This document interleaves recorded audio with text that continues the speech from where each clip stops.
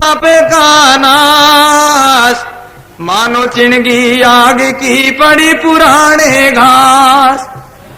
सप्तऋषि जी महाराज वाल्मीकि को कहते हैं वाल्मीकि, जिसी तरह घास फूस जो कितना ही हो, कितना जो कांटा का ढेर क्यों नहीं हो, थोड़ी सी जो कहते हैं अग्नि की चिंगारी उनके अंदर जो पटक दी जाए तो उन सारा को जला करके और सब जो ढेर को वो खा कर देती है अग्नि। तो इसी तरह छोटी सी अग्नि की चिंगारी के अंदर उन घास फूस को जलाने की सामर्थ्य होती है, शक्ति होती है। इसी प्रकार जो कहते पापा को जो निवृत्त करने की, पापा को नाश करने की नाम के अंदर ऐसी सामर्थ्य है। वाल्मीकि ऐसी बात सुनकर के प्रार्थना करता है, महाराज आप जो नाम की बहुत महिमा करते हो, परंतु ये नाम हमारे मुखारविंद के द्वारा उच्चारण नहीं होता। क्यों नहीं होता? कारण ये है, मारा मारा कर मारा संगर्या अनेक जीव, राम कैसे गाऊं मारा मारा मुखिया वही। वाल्मीकि कहते महाराज हमारा जो ऐसा अभ्यास हो चुका है, मैं जो कहते मार लू, इसी प्रकार मैंने कहते बहुत जो मानुषों की हत्या की मार लिया है, परंतु हमारे ऐसा अभ्यास हो चुका है, मारा का जो शब्द में बहुत जो उच्चारण कर सकता हूं, परंतु ये राम राम हमारे मुखारविंद से उच्चारण नहीं होता। सप्तऋषि जी महाराज वाल्मीकि को यही उपदेश दिया था, मारा मारा करिया करे हरे पाप कर्म सारा, मारा मैं राम नाम नी केवले गावे ही। मारा के जो कहते हैं शब्द का ही उन्होंने ये मंत्र दिया था। वाल्मीकि राम नहीं हो तो कोई बात नहीं, मारा का जो ध्यान करो, स्मरण करो। क्यों? सप्तऋषि महाराज को यह अनुभव था कि मारा का शब्द उच्चारण करने से उल्टा शब्द राम शब्द बनता है, और इनका जो कहते हैं नाम के अंदर इस सामर्थ्य ऐसी शक्ति है, पापा से छूट जाएगा, ये मुक्त हो जाएगा, पवित्र हो जाएगा। ऐसे उपदेश कर मुनि जो रमता रहा, 3 बेर मारा चौथे लिव लावही। 3 शब्द मारा के जो वाल्मीकि के द्वारा उच्चारण हुए, और चौथे शब्द के अंदर जो राम शब्द बन जाता है, और फिर उनकी समाधि लग जाती है।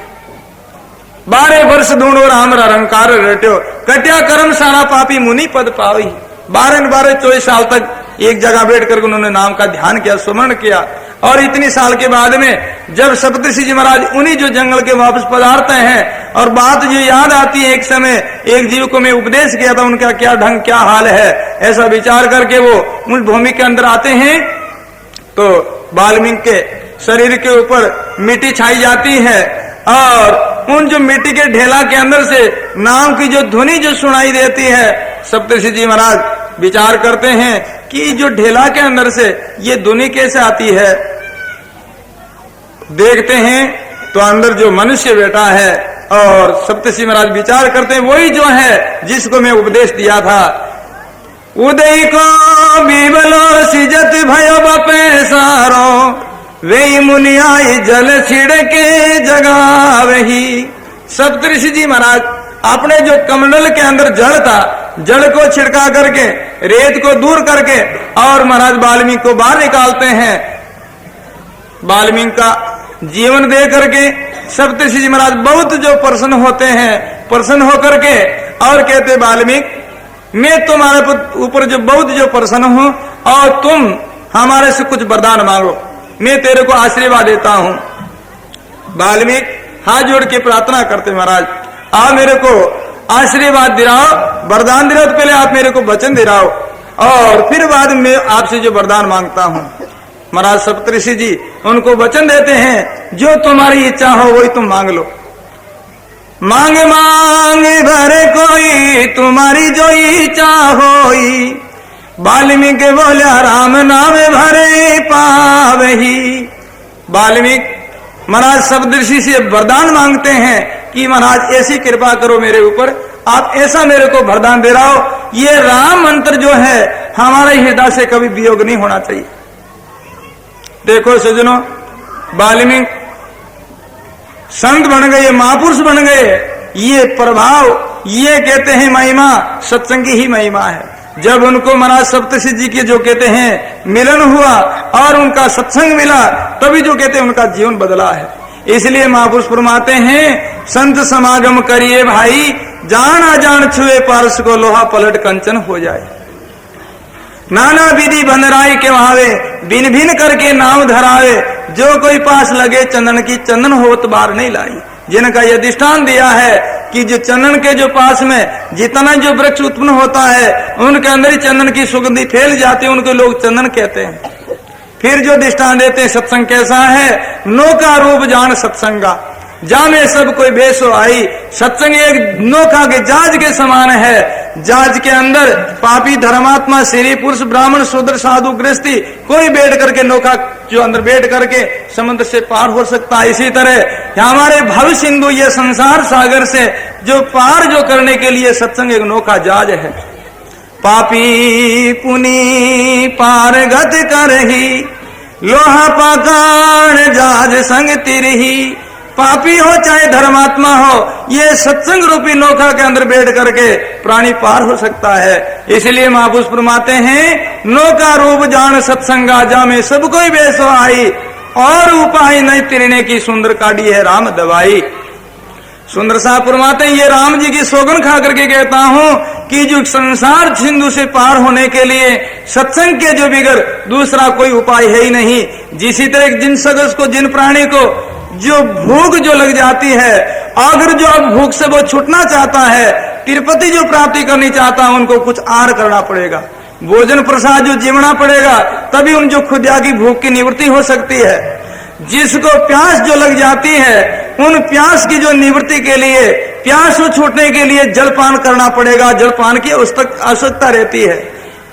जिसको ओजगा जो हो जाता है, नींद जो संताने लग जाती है, ओजगा से छूटने के लिए निंद्रा की आवश्यकता, नींद लेनी पड़ेगी। इसी तरह जिनको इन जो संसार सागर से पार होना है, जन्म मृत्यु के दुख से छूटना है, प्रभु की, राम जी की प्राप्ति करनी है, उनको हमेशा के लिए सत्संग की आवश्यकता, सत्संग करनी पड़ेगी। सदगुरु जी महाराज की। इसीलिए संत महापुरुष भगवान से प्रार्थना करते हैं, याचना करते हैं, प्रभु आप जो कृपा करके और ऐसी हमारे ऊपर दया करो, कृपा करो, तो हमेशा के लिए कहते हैं सत्संग का अवसर मिलता रहे।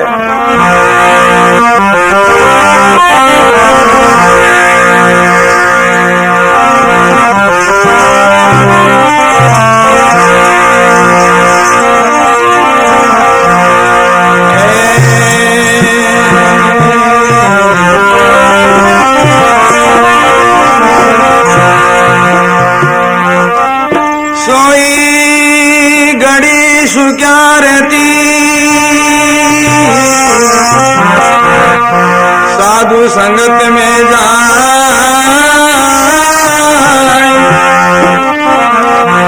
बाकी की सुख राम के काल गिरा शाखा।